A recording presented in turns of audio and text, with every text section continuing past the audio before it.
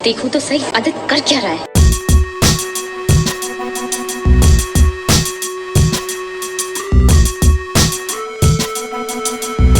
आइए समदन जी, अब दूल्हा और दुल्हन की मेहंदी की रस्म शुरू करते हैं। आइए। दुल्हन, इस चिल्लर लिपिका के फंक्शन के लिए आदित्य मुझे इग्नोर कर रहा था।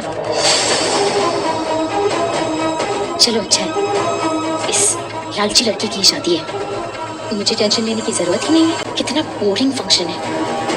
जल्दी से यहाँ से निकल जाती हूँ, इससे पहले कि कोई मुझे देख ले।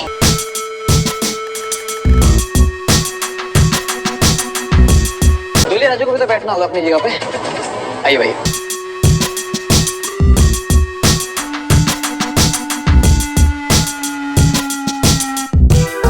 हे माता रानी, इस शादी से हर विघ्नों को हटाना, खास तौर से उस चंटू रानी सौम्या से पीछे पड़ गई है। गणपति बापा मोरया। मंगल लक्ष्मी के आने वाले एपिसोड में ही यहाँ पर मेहंदी की तैयारियां चल रही हैं। आदित्य और मंगल की शादी होने वाली है। हमने देख ही लिया था किस तरीके से यहाँ पर कुसुम ने भाई फोर्स किया है कि आदित्य तुम्हें शादी करनी है, वो भी 3 दिन के अंदर।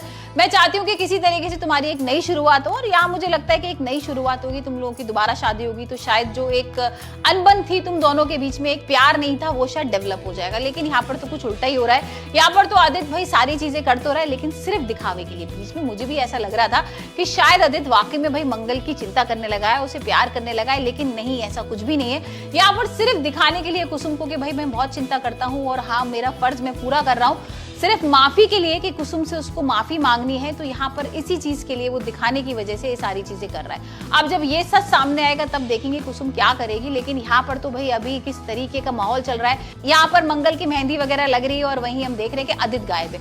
अब आदित्य तो पहुंच गया सोम्या से मिलने, क्योंकि सोम्या का ना बैक टू बैक कॉल आ रहा था। उतनी परेशान कर रही थी वो, मैसेजेस पे मैसेजेस कर रही थी कि आदित्य अगर तुम मेरे से मिलने नहीं आओगे तो मैं तुम्हारे घर आ जाऊंगी डायरेक्टली और सबको सच बता दूंगी। तो ये सारा डर उसके दिमाग में बैठा हुआ है। और पहले भाई बहुत सारी चीजें भी हो चुकी थी। किस तरीके से यहाँ पर हमने देखा था कि मॉल में आग वगैरह लग जाती है, आदित्य मंगल को बचा भी लेता है, अपनी गोद में उसको उठा के लाता है और सोम्या ये सारी चीजें देखते हैं। वैसे आपको एक बात बताऊं कि इन सारी चीजों के पीछे ना सोम्या का हाथ हो सकता है, क्योंकि सोम्या भी उस टाइम मॉल में थी और जब वो ट्रायल रूम में गई थी ना मंगल, तो पीछे से कुछ ऐसा उसने फ्लक्चुएशन वगैरह लाइट के संग कुछ छेड़छाड़ की हो कि यहाँ पर उस वजह से भाई आग वगैरह लगी हो। तो सोम्या की हरकत हो सकती है, क्योंकि सोम्या कई बार जान लेने की कोशिश कर चुकी है मंगल की।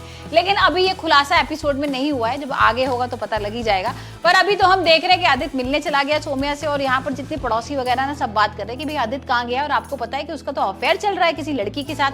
वो जीन्स टॉप में आती है ना घर पर एक लड़की। अब ये सारे लोग ना सोम्या के बारे में बात कर रहे होते हैं, और यहाँ पर ये सारी चीजें मंगल और कुसुम के कानों में आ जाती हैं, और वो इतना ज्यादा परेशान हो रहे हैं, अंदर ही अंदर दुखी हो रहे हैं कि भाई ये सब लोग क्या बात कर रहे हैं, यहाँ पर अफेयर के बारे में बात कर रहे हैं। और मंगल को सबसे ज्यादा बुरा लग रहा है, क्योंकि मंगल को एक विश्वास है ना आदित्य के ऊपर। उसने कभी भी उससे सवाल नहीं किया है कि आप कहाँ जाते हो, किससे मिलने जाते हो, और अगर एक एक 2 दिन वो घर से गायब रहता है तो यहाँ पर मंगल कुछ पूछती नहीं है। तो इनका जो रिश्ता है ना, एक विश्वास पे टिका हुआ है, प्यार तो नहीं है इन दोनों के बीच में। और भाई अभी जो विश्वास है ना वो टूटता हुआ दिख रहा है। तो अब देखते हैं मंगल क्या करती है। क्या आदित्य से दोबारा से वो सवाल करके पूछेगी कि भाई आप कहाँ चले गए थे, और क्या सोम्या के बारे में वो कुछ पूछने वाली है। वैसे आप मुझे बताइए, आपको मंगल लक्ष्मी का एपिसोड कैसा लग रहा है, और आपको क्या लगता है कि जब सच सामने आएगा मंगल की, तब मंगल क्या करेगी।